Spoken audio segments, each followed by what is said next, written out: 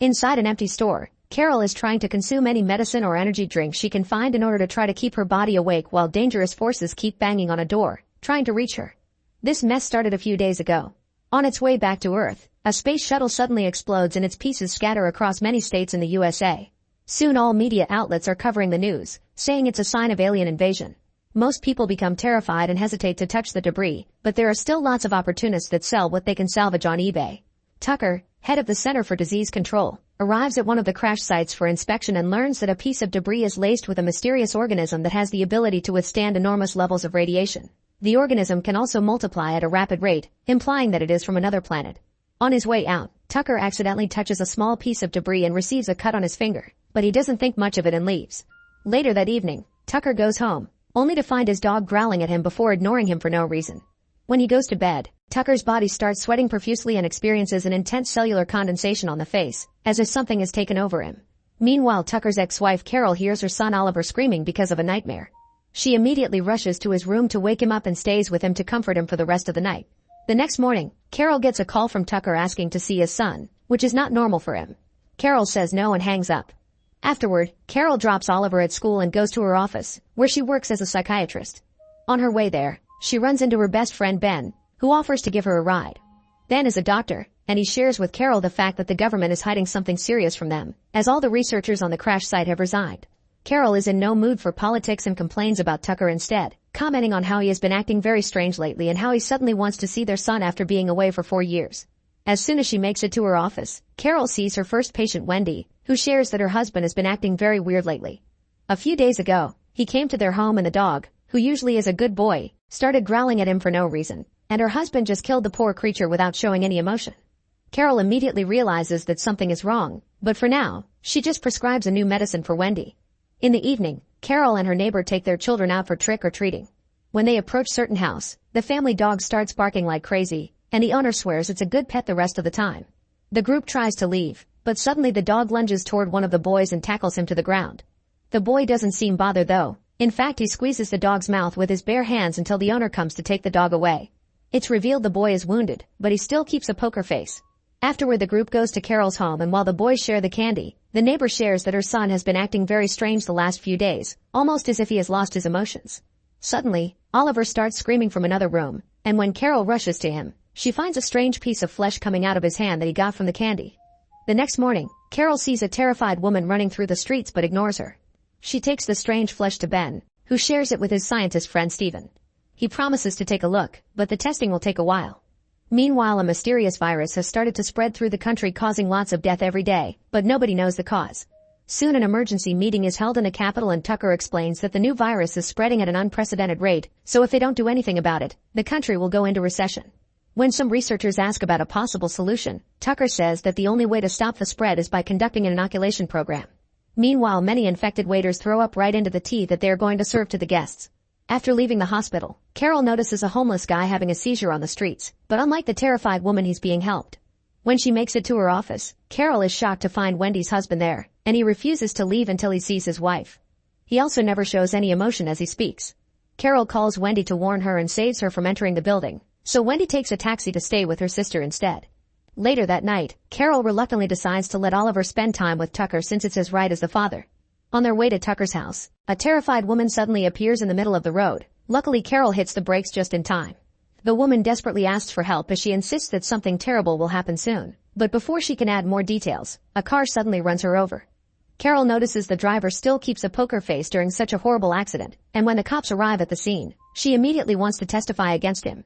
However, the head cop simply tells her to go home because they have this covered, which Carol finds weird. Moments later, Carol drops Oliver at Tucker's place, noticing her ex doesn't show much emotion on his face before she leaves. Afterward, she meets Ben to attend a very fancy party, where they have a very philosophical conversation with diplomat Belisk, his wife Ludmilla, and Dr. Yorish. After the party, Ben takes Carol home and tries to kiss her, but Carol soon breaks the kiss because she doesn't want to ruin their friendship. Once inside, Carol sends Oliver a message and suddenly hears someone at the door.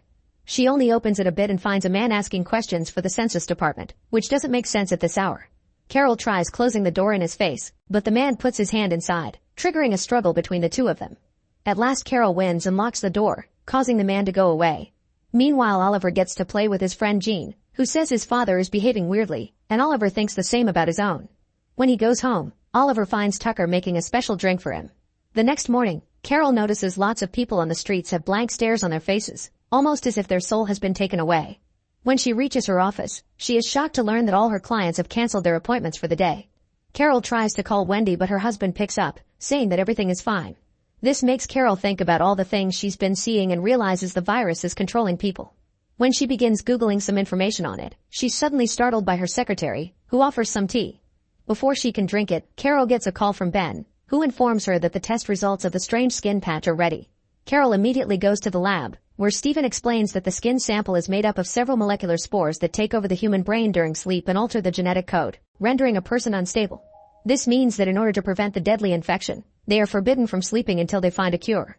At that moment, Ludmilla calls Ben to tell him that Yorish has been acting strangely. This causes the trio to immediately rush to his house, and Carol notices the long lines on the streets where people are waiting to get vaccinated against the new virus.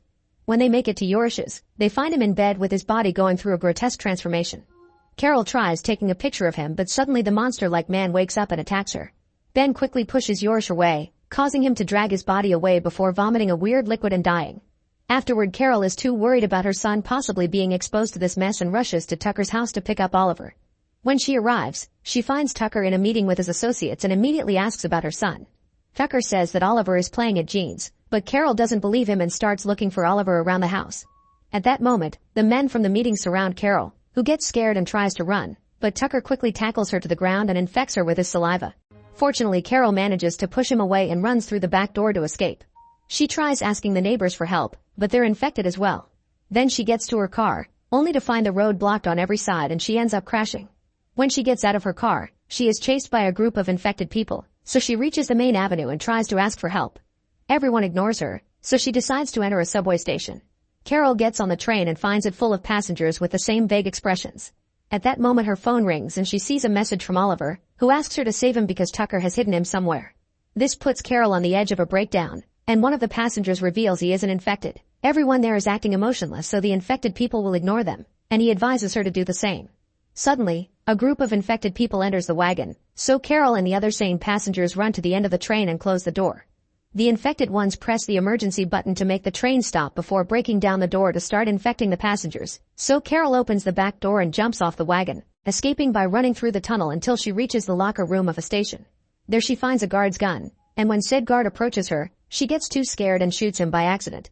Terrified, Carol drops the gun and crosses the station, keeping a poker face to pretend to be infected. When she makes it back to the street, she watches some cops catching the uninfected citizens to force them to take the vaccine, which is actually Tucker's trick to pass the virus to everyone. At that moment an uninfected cop notices the sweat on Carol's face and tells her to go away quickly because the sweat will give her away. Carol starts walking away and bumps into her neighbor, who offers the shot to her. Luckily Carol's acting convinces her that she's already gotten the vaccine. Afterward Carol goes to Tucker's house, only to find it empty. She leaves a message for Oliver before going out again, and she finds a bunch of people watching a couple end things for themselves. Carol makes sure not to react and keeps going until she reaches the Beleased mansion, where Ben and Stephen are still conducting some tests. After a bit of discussion, Ben decides to help Carol find her son while Stephen and his assistant prepare to travel to Fort Detrick in Maryland to find a cure for the virus. They also decide to stay awake, fearing that they might have been infected if they fall asleep. At that moment Belize comes back and Ludmilla receives him with a hug, but Belize is infected and worried about potential intruders, so he lets a bunch of guards get inside. Luckily Carol and the others see this on the security cameras and escape through the back door. When they reach the streets, they notice Wendy being forcefully taken away by infected cops. She tries fighting against them, yelling that she slept yet she was still okay, but the cops knock her out anyway. After the group splits, Carol and Ben chat about Wendy's words and deduce that Wendy has somehow developed an immunity to the virus. Then the duo finds a dead cop on the ground, so they steal his car and go to Carol's office, where they begin searching through Wendy's medical profile. Ben finds out that Wendy was suffering from a brain illness called encephalitis, and that's why she's immune. The virus only tends to attack healthy brains so that it can feed and multiply its number. Ben calls Stephen at the lab to give him this new information while Carol gets another text from Oliver mentioning that he's being held at his grandmother's home in Baltimore. Scared, Carol confesses to Ben that she has already been infected with the virus, but Ben promises that everything will be alright. Afterward, Ben drives like a maniac to the city, crossing blocked roads until he has no choice but to let Carol go so the police will chase him instead. Carol continues on foot, and when a cop stops her, she presents her ID with a poker face and is allowed to leave. Eventually Carol reaches the station and boards the train to Baltimore, where she hides in the bathroom. The lack of sleep is starting to take its toll on her and she starts having visions, like seeing a second self in the mirror that wants to attack her. She wakes up just in time and after washing away a piece of that strange flesh, she opens the door to find Gene, who explains he lost his family and now he's part of hers. He keeps asking her to sleep, and Carol pretends she'll do exactly that, but in private. Once the train reaches Baltimore, Gene checks on her again and finds her removing more flesh pieces from her body, so he stays suspicious. Tucker comes to escort Carol and Gene to his mother's place, believing Carol's a motionless act. Oliver isn't around, but Carol continues to act around the family, and when she gets a call from Ben, she talks in code pretending it's her secretary. When Tucker finally leaves for work, Carol uses the opportunity to search the house and finally finds Oliver in a room. The two of them hesitate at first, but once Carol says a couple of emotional words to confirm she's fine, they reunite with a hug. Oliver mentions that he's been sleeping every day but still hasn't transformed, and Carol realizes the medications for his sleeping disorder have made him immune. Suddenly Gene catches them red-handed, but Carol easily pushes him away and rushes out with her son. On their way out, Tucker sees them through the window and immediately goes after them, starting a chase through the streets. Oliver finds a broken window in an abandoned warehouse and they hide there, but Tucker comes inside too. While he monologues like a bad villain, Carol tries to sneak to the door, but Tucker catches her from behind and tries to knock her out. Oliver cuts in and hits his dad with a metal tool, so Tucker captures him instead. This gives Carol the chance to hit him on the head and knock him out, allowing them to escape. Afterward, Carol and Oliver hide inside an empty department store. Carol searches the medicine section and finds an injection, which she shows to Oliver as she explains she wants him to inject her heart with it if she ever falls asleep. Then they go looking for some food and Carol gets a call from Ben, who learns about their location and promises to pick them up soon. While his mother's busy on the call, Oliver slowly approaches a door with blood splattered nearby, but luckily Carol stops him before he can open it. Instead, she goes inside herself and finds multiple people on the ground going through the transformation. The group includes a cop, so Carol very carefully comes closer to take his gun before rushing outside and locking the door, telling Oliver to stay away from it. Hours start to pass while they wait for Ben, and while Oliver sleeps, Carol desperately searches for anything she can use to stay awake, going back to the beginning of the story. Unfortunately, this isn't enough and Carol falls asleep anyway. Eventually, the infected people inside the room wake up and begin hitting the door as they try to get out. The noise wakes Oliver up and he discovers her mother has fallen asleep, so he immediately injects her with a syringe, which wakes her up and cancels the transformation just in time. Then Carol washes the weird flesh off her face and leaves the bathroom to discover Ben has finally arrived. She rushes to hug him, only to realize he's been infected too. Carol backs away as Ben invites Carol to join the new society that will have no crime, hate, or discrimination.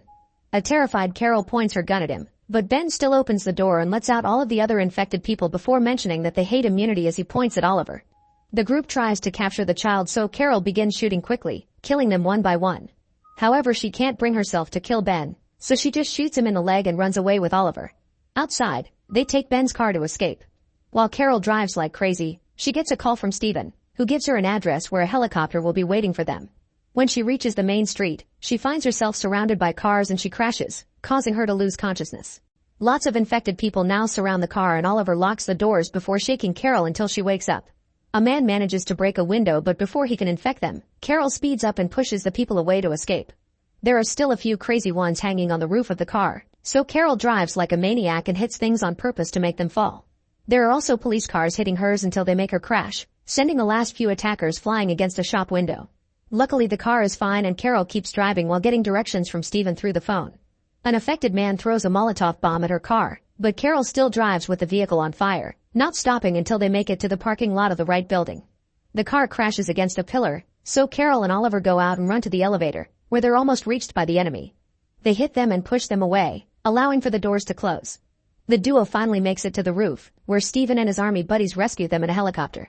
Sometime later, scientists outside the USA have finally created a vaccine, and thanks to it the alien virus has been eradicated from the entire world, allowing life to be normal again.